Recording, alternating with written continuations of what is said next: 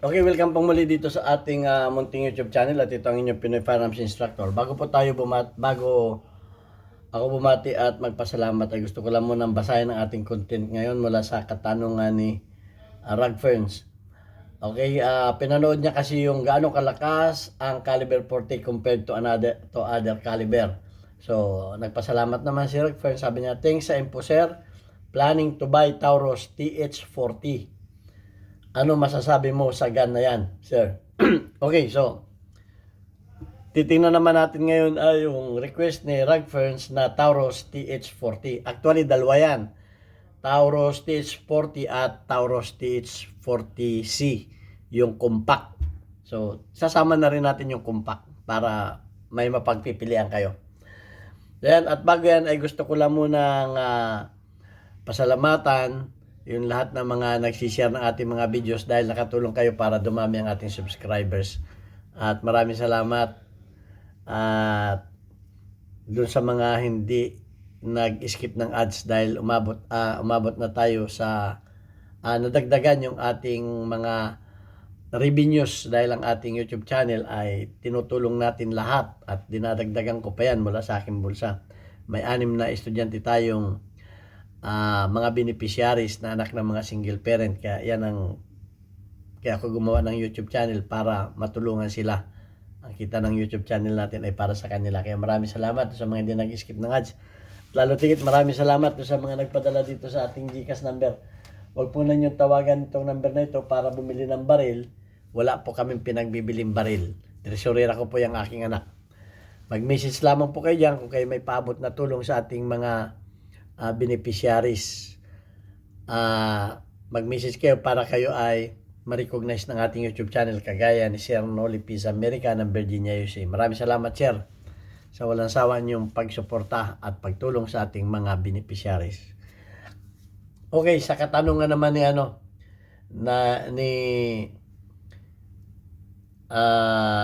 Rag Ferns, Taurus naman TH40. Okay, yung mga nagsabi na pupunta pa ako sa planta ng Taurus, hindi ko kayang puntahan yan. Okay, hindi ko naman kayo sinasabing maniwala dito sa ating binabasa. Titingnan natin yung ating research. So, ang research natin dyan sa Taurus TH40 ay, ito na. Ang Taurus TH40, ang pros ay include yung 15 plus 1. Ibig sabihin, ang laman ng isang magazine nito ay 15. Mantakin ninyo, 40 caliber yan. 15 ang laman ng yan ang gusto ko sa mga pistol Kaya kahit nalalakasan ako sa 357, mas gusto ko talaga yung high capacity. Bakit? Ay, yan, lamang kanyang pagdating sa self-defense Okay, kung maubos yung animo, ay di, nakanganga ka na ngayon. Hirap na hirap ka ngayon magbala. Ito, 15 ito. Siguro naman ito Baka hindi mo na kailanganin nito ang kung hindi naman gira yung pupuntahan mo. Okay, so, 2 magazine niya, sigurado 30 na agad. So, yan. At yan ang maganda dyan. Ang magazine ay 15 plus 1. Okay? At saka, ambidextrous safety. Maganda ito sa pangkaliwa at kanan. Kung kaliwiti kayo, kung kanan kayo, ay swak ito sa inyo. Ang ambidextrous safety at saka yung magazine release ay ibig sabihin, ambidextrous din yung pati magazine release. Di maganda sa kung kaliwa, kanan man kaliwa, strong hand o weak hand ang gamitin ninyo, wala kayong problema dito. Ang cons nito ay medyo sharp yung recoil niya at yung muzzle flip. Yan ay normal sa mga normal yan sa mga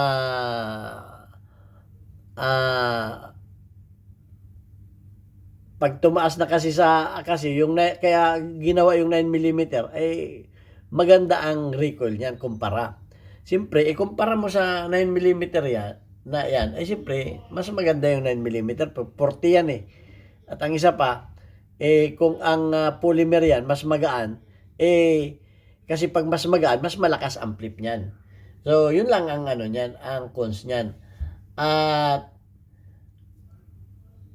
potentially yung kanyang trigger ay medyo gritty. Ibig sabihin heavy, medyo mabigat yung kanyang Lalo na yung kanyang double action. Dahil yan ay single action, double action yan. Pero yan naman ay na-improve sa practice lang. Makukuha sa practice yan. At yung mga gunsmith, kaya rin naman ng gunsmith yan na i-enhance yung mga trigger. Okay, so yan ang ano niyan. At ang isa pang cons nito ay hindi ready yung kanyang optic ready. Ibig sabihin, walang cut yung kanyang ibabaw ng slide, kundi hahanap ka pa ng kasukat ng kanyang beaver tail. Kasi ang beaver tail nito ay hindi siya hindi siya kumbaga standard, kaya sa site magkakameron ka rin ng problema dito.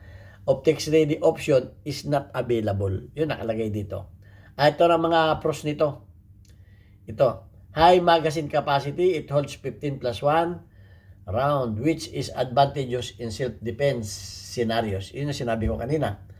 Ambidextrous control, okay, left and right, nakakalamang ka dito. Yung kanyang release magazine, yung kanyang thumb safety, ayan. At ito ay, ang review nito ay reliable naman ito. Reviewers, yung mga nag-review nito ay note, it function consistently and is a shooter. Okay, so sa mga shooter ay wala namang reklamo dito. Ito sabi dito, review note is function consistently and is a shooter. Okay, so reliable siya. At ang isa pa, affordable. Ibig sabihin yung price naman hindi kamahalan. It offers a good balance of features and performance for its price point. Kumbaga yung price niya ay swak na swak dun sa gusto mo. Hindi ko lang alam kung magkano. Wala tayo sa Pilipinas eh. Okay, so kayo na magtanong, pero kayang-kaya daw ito eh. Sabi dito ay balance. Ibig sabihin hindi mahal, hindi naman kamurahan. Yan. At yung double action, single action nito, at may decacker pa. Ibig sabihin, pagka nakaangat yung pwede mong i-decack, i-down yung hammer niya. At per shoot mo ay double action. Per shoot, ay following shots ay single action na yon, siyempre. Yun, may decacker siya. Hindi na yung hawakan mo pa yung hammer, kakamukha ng mga 1911 na mga natin na walang decacker. Hawakan mo pa yung hammer, pipress mo pa yung trigger at alalahin mo pa. May posible pang mag-accidental fire. So yan. At itong mga kagandahan ng may mga decacker. Safe ka mag-decack o mag-hammer down. Kahit pa may chamber load. Safe ito. Ito naman ang cons nito. Yung kanyang recoil ay medyo kung ikukumpara natin sa sa mga 9mm, ay di siyempre, medyo malakas ang recoil nito. Kung kumpara sa mga 9mm, ay normal yan. Okay. Lalo na kung ang mga bala niya ay yung mga 40 na Smith & Wesson na mga round ammunition. Okay. Yung trigger nito, yung may mga report na yung trigger nito ay medyo heavy. May mga report nito. Pero ito ay magiging smooth din sa inyong practice lang ng practice, magiging familiar din kayo dito. Kaya kung meron kayo nito, ay di siyempre, lagi kayo mag-dry fire. Okay? Yung pag-dry fire, nakakalambot din ng trigger yan. Dahil sa kapabalik-balik ninyo. Pero, ingatan ninyo, maglagay kayo ng protection doon sa hammer. Meron tayong video niyan. At ang isa pang cons nito ay no optics ready. Dahil it is not cut for an optic plate. Yung optic plate ay walang, kumbaga hindi nakakat, hindi naka-optic ready ito. Ay di ipapamasin pa ninyo. Pwede ninyo ipamasin niya naman yan sa mga gunsmith at saka sa mga machinist. Yung mga machinist na gunsmith ang dapat gumawa niyan. Yung may experience. Kagaya ko. Kaya ko yan. Dahil marunong tayo sa milling. Mimiling yung ibabaw niyan. Lalagay ng So, ayan. Kung ano man yung optics na ninyong gustong ilagay dyan. Okay? Yung site pati niya, site are functional but basic. Okay. Site are functional but basic. And the dovetail cut makes aftermarket site replacement more difficult compared to other models. So, kung bibili kayo ng mga site na aftermarket, ay yung dovetail niya ay hindi kasukat. So, mahirapan kayong humanap ng mga site na aftermarket. Okay? So, pwedeng sa kumpanya kayo maghanap. Okay? O di kaya, magpasadya kayo kung gusto niyo palitan ng site. Okay, yan ang nakalagay dito. Ang price, while affordable, Smith & Wesson ammunition is often more expensive than 9mm ammunition. Ay, tama naman. Yung mas mahal talaga yung bala ng 40 kaysa sa 9mm. Ayun ang isang pagdating sa price ng bala. Okay, tingnan naman natin yung yung mga compact.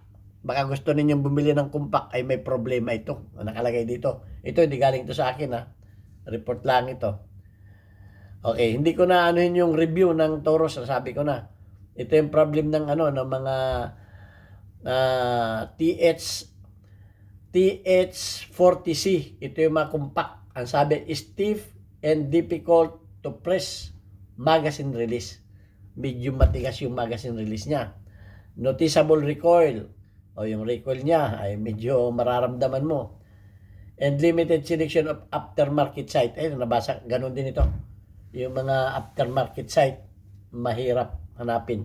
Some users also report general issues with trigger. Pareho din. Trigger din ang issue. Quality, true, it can be subject and may improve with the use of link to other Taurus model. Ay, ganun din. Pareho din. Ito, common problems with the Taurus TH40C. Ito yung mga compact. Stiff magazine release. One of the most frequent cited issues is magazine release that is extremely difficult to press. Matigas i-press yung magazine release niya. Noticeable recoil. Ay, normal yan. Lalo sa mga maiksi ang barrel, normal yan na medyo malakas ang clip ng niyan, ng recoil niyan. Lalo kung ikukumpara mo sa mga 9mm, 9mm. Limited aftermarket site. Ayun, sabi ko na kanina. Trigger and reliability concern. Ito, while not as frequently cited as a magazine release, some owners of other Taurus models have reported issues with stiff or slow resetting trigger. Ayun. Yung iba, ayaw nila nung medyo mabagal yung trigger reset. Yung pagputok ay yung reset ng trigger. Medyo. Yung iba ay nababagalan. And generally, reliability concern exists. Though many owners find them reliable. Ay, meron din namang nasa owner na rin yan. Ang sabi ko nga, ay di practice. Practice ninyo. Lahat naman ng bagay, dapat ninyong practicein. Ay, may payo dito. What to do if you experience, ano gagawin ninyo kung na-experience ninyong ganyan mga problem? For the magazine release, sa magazine release, if the magazine release too stiff, they may be no easy fix. As one of the gunsmith stated. Sabi nung isang gunsmith daw, mahirap i-fix. Dalhin nyo sa akin. Madali lang yan. Okay. The issue is due to bad engineering. Oy, pangit ang pagka-design ng engineering nito. However, consistent use some makes the bottom easier to operate over time. Ay, practice lang. Okay, practicein lang ninyo ng practicein. Sabi nga yan, practice makes perfect. The recoil, if you find the recoil difficult to handle, consider practicing with, ay, ganun din, practice din lamang. Dahil familiarity, kumbaga. For the sight, if you wish to upgrade the sight, you may need to order them directly from the company. Yun yung nasabi ko. O di kayo magpasadya kayo. Okay? Directly from the company that makes compatible sites such as Novak. Meron pala naman sa kumpanya. So yung mga aftermarket, medyo mahirap. Siguro sinadya ito ng Taurus para sa kanila lang makabili. Iba ang iba ang sabi dito, iba ang kanyang cut ng beaver tail Ito, for general reliability or trigger issues, If you experience feeding or ejecting problems, make sure the firearms, ito, kung kayo nakakaproblema sa malfunction, ay be sure na yung inyong mga firearms ay properly clean and lubricated. If the problem persists, contact Taurus Customer Service or potential repairs or solution. Ayan, gunsmith ang hanapin ninyo. Okay, so yan. Kung hindi kayo naniniwala dyan, eh, wala na akong magagawa. Meron kasing kumukontra sa atin pagdating sa ating mga research. Siyempre, hindi naman lahat ng baril ay nahawakan natin at hindi naman nahawakan man natin yan. Siyempre, wala naman tayo dito niyan sa ating range. Magre-research tayo.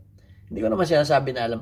At ito, natutuwa ko sa inyo na yung mga kulang sa aking research ay inyong idinadagdag. Okay, so maganda yan. Doon ako natutuwa na pag kulang yung aking research, dinadagdagan ninyo. Hindi ninyo. Yung iba kasi parang talangka. Pag medyo nagkulang yung ating research, babanatan agad tayo. Kulang yung research mo. Research pa more. May mga ganon. Tapos pag nag-research tayo, yung research pala naman niya ay kulang pa rin. Parang ganon ba? Hindi tayo nagpapayabangan dito. Tayo dito ay tumatanggap ng mga magandang experience ninyo. Kung may experience kayo dito, sa mga baril na ito, ano ninyo, comment ninyo para natin malaman. Malay mo kung hindi ito totoo, kung ano experience, binasa ko lang naman yan dyan. Kasi ito, galing din ito sa mga galing din ito sa mga user yung mga ano na yan. So, kumbaga, binibigyan ko lang kayo ng guide para pag kayo ay bumili, ay alam na ninyo. Ganun ba, di ba? Kung gusto niyo ay mga medyo modern, sabi ko nga, kung gusto niyo yung mga medyo modern na mga baril, ayan, Taurus TH, yung mga Taurus TH, mga modern ang design yan. Kung gusto naman niyo yung mga vintage, ay di cool. Okay. Ganun lang yan. Hindi talaga magkakapare-pareho tayo ng gusto. Yung iba kasi, pag ang baril nila ay yun, lahat na ng baril, meron nga dito nagko-comment, pinintasan ng katakot-takot yung dahil paborito ko ang 1911, pinintasan, obsolete na, panahon pa ni Kupong-Kupong, wala na yan, hindi maganda yan. Ay paano, ang baril niya ay modern. Okay. Pero hindi niya alam, lahat ng baril na yan, ay ang pinagkunan ng design ay 1911. Di ba? Mga pistol na yan. Okay, so wag natin baliwalain yung ating mga ninuno. Kumbaga yan yung pinag-umpisahan. Yun lang sa akin. Kasi mahilig tayo makaluma tayo dahil tayo senior. Okay, mga bata-bata, walang problema. Mahilig sa modern. Okay, tinalang natin yung ating community spotlight ngayon. Shout out kay Randy, meron kang 100 plus engagement. Shout out kay De Calibre Jr., meron kang 2 engagement. Shout out kay Pinoy Firearms Custodian, meron kang 86 engagement. Shout out kay OFW Palaboy, meron kang 1 engagement. Shout out kay Wallace Habis, meron kang 64 engagement. Okay, shout out sa ating mga kababayan sa Pinamalayan Oriental Mindoro. Ayan meron na tayo dyan, bagong Papa Burger. Masarap ang burger dyan, halagang 40 pesos. Buy one, take one na. At marami pang pagkain dyan na kayo ay pwedeng ma-order. At yan ay matatagpuan ninyo doon sa dati kong machine shop, Alvarez Street, Pinamalayan, Oriental Mindoro. 24/7 yan, kahit brownout, meron generator. Okay, maraming salamat sa inyo. God bless us all.